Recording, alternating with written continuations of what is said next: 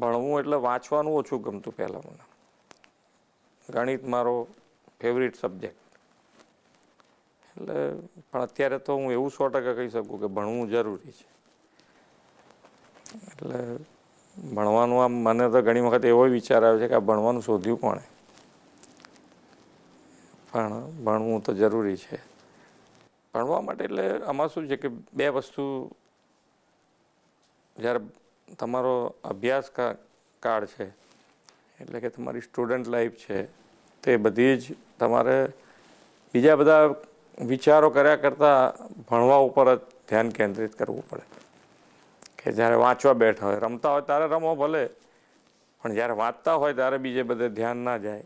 એવા પ્રયત્નથી ભણીએ તો કદાચ સારું રિઝલ્ટ આવી શકે.